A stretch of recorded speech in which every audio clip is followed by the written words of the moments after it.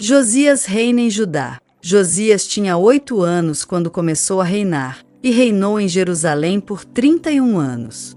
Fez o que era certo aos olhos do Senhor e seguiu o exemplo de seu antepassado Davi, não se desviando nem para um lado nem para o outro. No 8º ano de seu reinado, enquanto ainda era jovem, começou a buscar o Deus de seu antepassado Davi. Então, no 12º ano, começou a purificar Judá e Jerusalém, destruindo os santuários idólatras, os postes de Azerá, os ídolos esculpidos e as imagens de metal. Deu ordens para que fossem destruídos os altares de Baal e despedaçados os altares de incenso que ficavam acima deles. Também ordenou que os postes de Azerá, os ídolos esculpidos e as imagens de metal fossem despedaçados e espalhados sobre os túmulos daqueles que lhes haviam oferecido sacrifícios. Queimou os ossos dos sacerdotes idólatras sobre seus próprios altares, e com isso, purificou Judá e Jerusalém. Fez a mesma coisa nas cidades de Manassés, Efraim e Simeão, e até na distante Naftali, bem como nas ruínas ao seu redor. Destruiu os santuários idólatras e os postes de Azerá, reduziu os ídolos a pó e despedaçou todos os altares de incenso em toda a terra de Israel. Por fim, voltou a Jerusalém. No 18º ano do reinado de Josias, depois de ele purificar a terra e o templo, nomeou Safã, filho de Azalias, Maazéias, governador de Jerusalém, e Joá, filho de Joacás, o historiador do reino, para restaurarem o templo do Senhor, seu Deus. Eles entregaram ao sumo sacerdote Ilquias a prata recolhida pelos levitas que guardavam as portas do templo de Deus. As ofertas foram trazidas pelo povo de Manassés, de Efraim e de todo o remanescente de Israel, bem como de Judá e de Benjamim, e pelos habitantes de Jerusalém. Ilquias e os outros líderes entregaram a prata aos homens encarregados de supervisionar a reforma do templo do Senhor. Eles pagaram os trabalhadores que faziam os reparos e a restauração do templo. Também contrataram carpinteiros e construtores que compraram pedras cortadas para as paredes e madeira para os suportes e as vigas.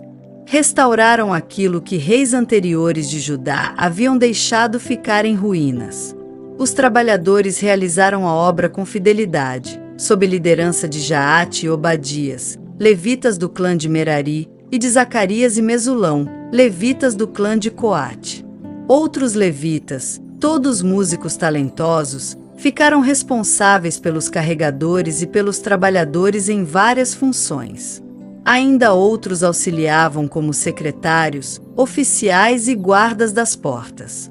Ilquias encontra a lei de Deus. Enquanto estavam retirando a prata recolhida no templo do Senhor, o sacerdote Ilquias encontrou o livro da lei do Senhor, escrito por Moisés.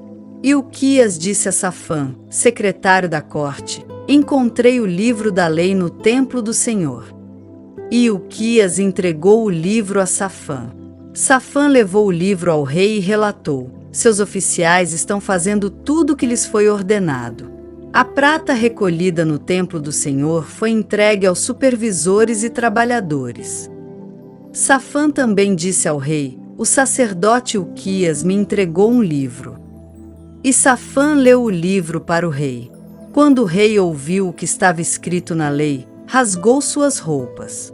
Em seguida, deu estas ordens a Ilquias, a Aicam, filho de Safã, a Acbor, filho de Micaías, a Safã, secretário da corte, e a Asaías, conselheiro pessoal do rei: vão consultar o Senhor por mim e por todo o remanescente de Israel e de Judá. Perguntem a respeito das palavras escritas no livro que foi encontrado. A grande ira do Senhor foi derramada sobre nós, pois nossos antepassados não obedeceram à palavra do Senhor. Não temos feito o que este livro ordena. Então Ilquias e os outros homens foram ao bairro novo de Jerusalém consultar a profetisa Uda.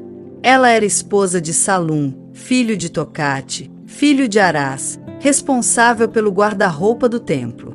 Ela lhes disse: o Senhor, o Deus de Israel, falou. Voltem e digam ao homem que os enviou que assim diz o Senhor: trarei desgraça sobre esta cidade e sobre seus habitantes.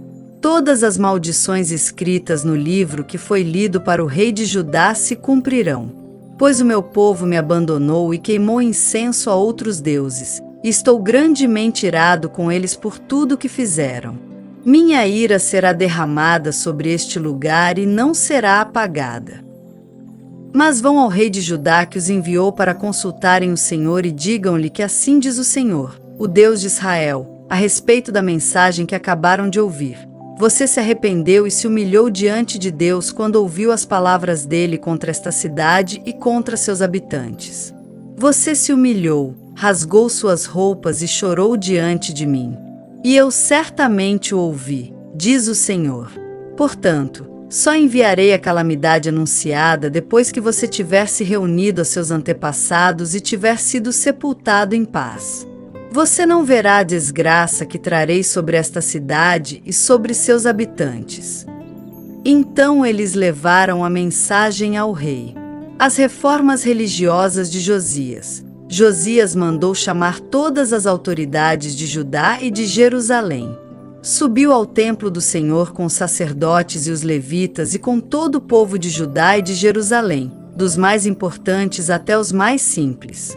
Leu para eles todo o livro da aliança encontrado no templo do Senhor. O rei tomou seu lugar de honra junto à coluna e renovou a aliança na presença do Senhor. Comprometeu-se a obedecer ao Senhor e a cumprir seus mandamentos, preceitos e decretos de todo o coração e de toda a alma. Prometeu cumprir todos os termos da aliança escritos no livro.